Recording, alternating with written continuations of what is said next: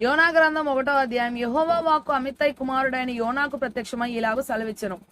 నీనివే పట్టణస్థుల దోషము నా దృష్టికి ఘోరమాయెను గనుక నీవు లేచి నీనివే మహాపట్టణమునకు పోయి దానికి దుర్గతి కలుగునని ప్రకటింపుము.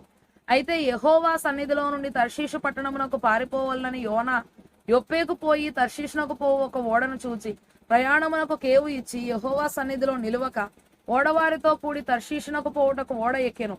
అయితే యెహోవా సముద్రం మీద పెద్ద గాలి పుట్టింపగా సముద్రమందు గొప్ప తుఫాను రేగి ఓడ బద్దలైపోవు గతి వచ్చెను. కాబట్టి నావికులు భయపడి ప్రతివాడును తన తన దేవతను ప్రార్థించి ఓడ చులకన చేయుటకై అందులోని సరుకులను సముద్రంలో పారవేసిరి. అప్పటికి యోనా ఓడ దిగువ భాగమునకు పోయి పండుకొని గాఢ నిద్ర పోయి ఉండెను.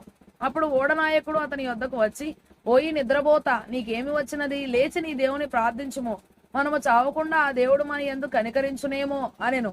అంతలో ఓడవారు ఎవరిని బట్టి ఇంత కీడు మనకు సంభవించినది తెలియుటకై మనము చీట్లు వేతము రండని ఒకరితో ఒకరు చెప్పుకొని చీట్లు వేయగా చీటి యోనా మీదికి వచ్చెను. కాబట్టి వారు అతని చూచి, ఎవరిని బట్టి ఈ కీడు మాకు సంభవించనో, నీ వ్యాపారం ఏమిటో, నీవెక్కడి నుండి వచ్చితివో, నీ దేశమేదో, నీ జనమేదో, ఈ సంగతి అంతయు మాకు తెలియజేయమనగా అతడు వారితో ఇట్లనెను, నేను హెబ్రీయుడను, సముద్రమునకును భూమికిని సృష్టికర్త అయి ఆకాశమందుండు దేవుడై ఉన్న యెహోవా యందు నేను భయభక్తులు గల వాడనై ఉన్నాను.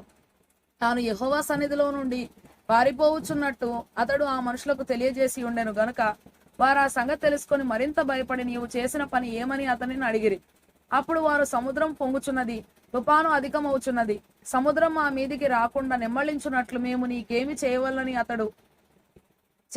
అతన్ని అడగగా, యోనా, నన్ను బట్టియే ఈ గొప్ప తుఫాను మీ మీదికి వచ్చనని నాకు తెలిసే ఉన్నది.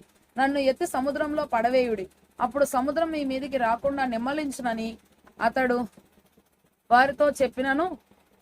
వారు ఓడను దరికి తెచ్చుటకు తెడ్లను బహుబలముగా వేసిరి గాని గాలి తమకు ఎదురై తుఫాను బలము చేత సముద్రం పొంగియుండుట వలన వారి ప్రయత్నము వ్యర్థమాయెను.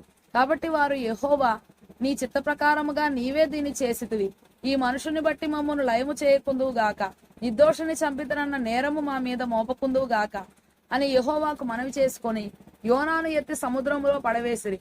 పడవేయగానే సముద్రం పొంగకుండా ఆగెను. ఇది చూడగా ఆ మనుషులు యెహోవాకు మిగుల భయపడి ఆయనకు బలి అర్పించి మ్రొక్కుబళ్ళు చేసిరి. గొప్ప మత్స్యము ఒకటి యోనాను మింగవలనని యెహోవా నియమించి ఉండగా యోనా 3 దినములు ఆ మత్స్యము యొక్క కడుపులో నుండెను.